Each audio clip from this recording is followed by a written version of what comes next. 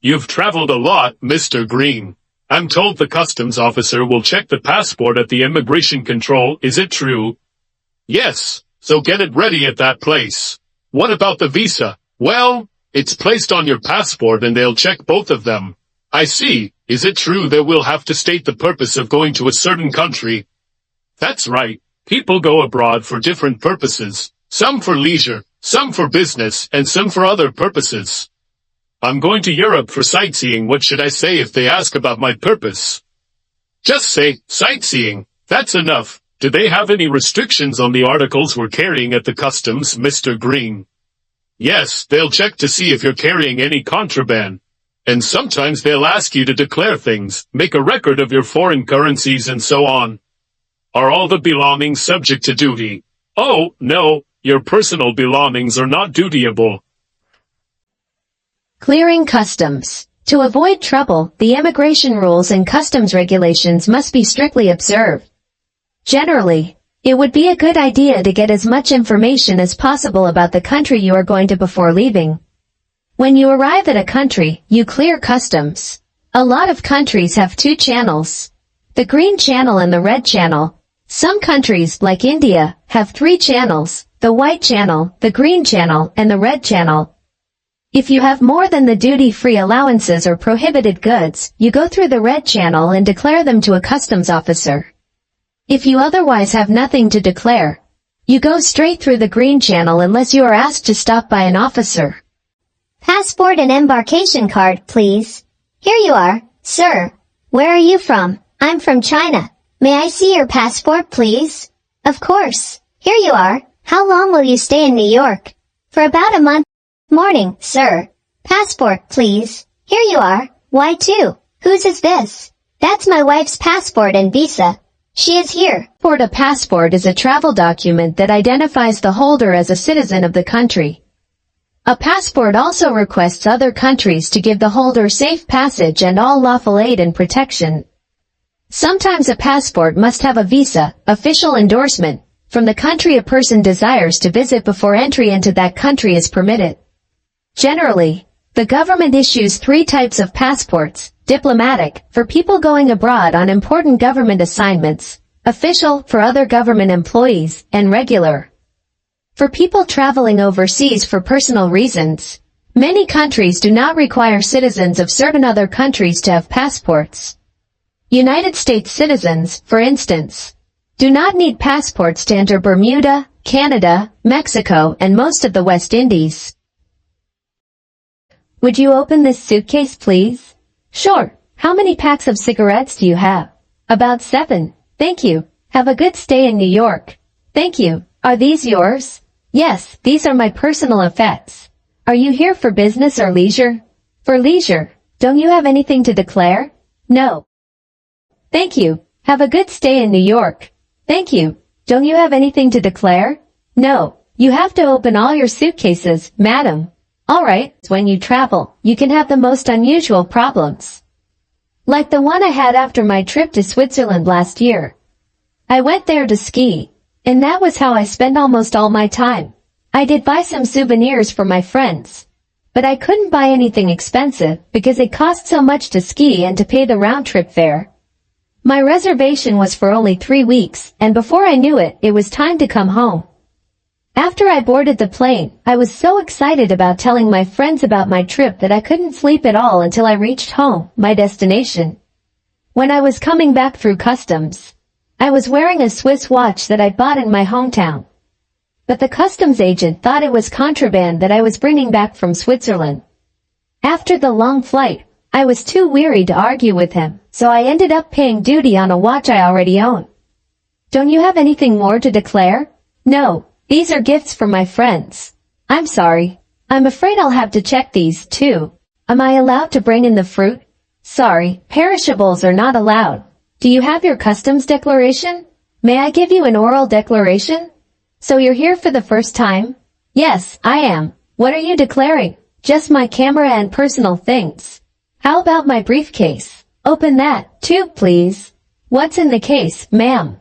My wig. Customs inspection. Customs inspectors examine the baggage of all travelers to the country.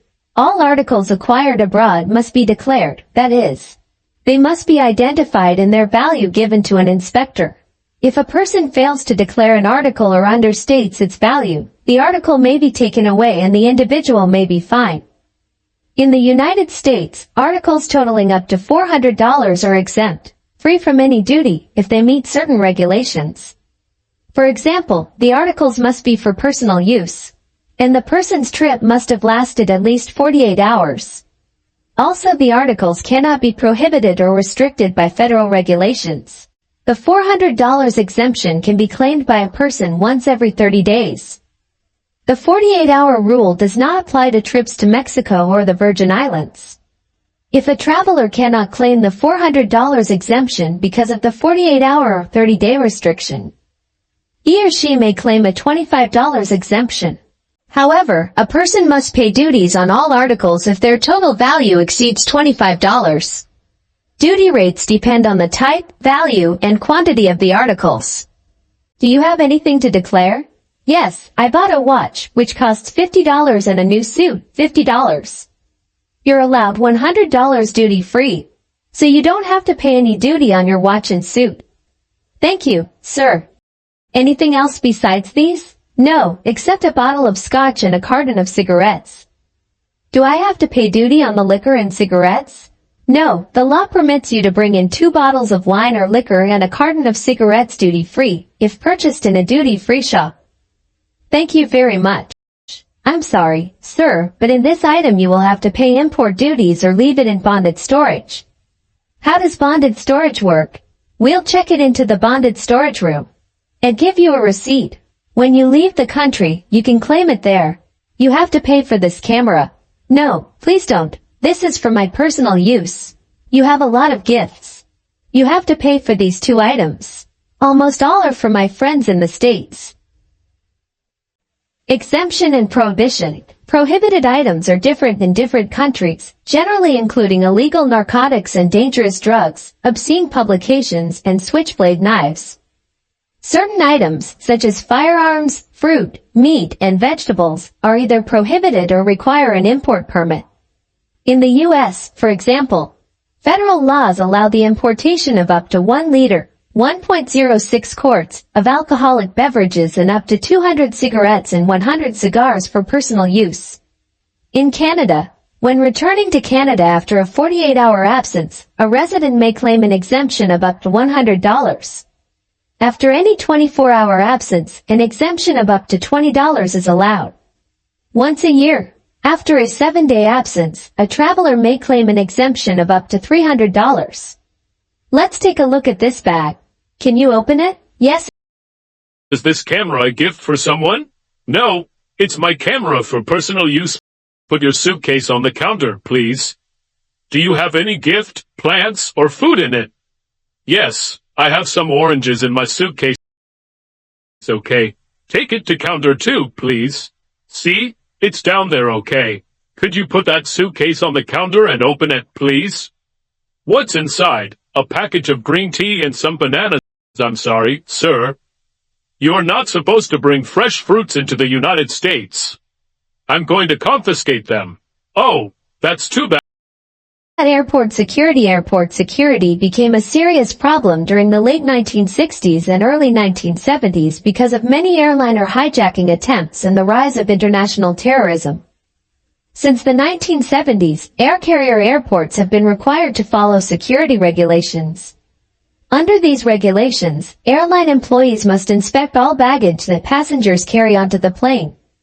They look for such things as weapons or a bomb that a person who intends to hijack a plane might be carrying. The passengers themselves must also be electronically searched before entering the aircraft.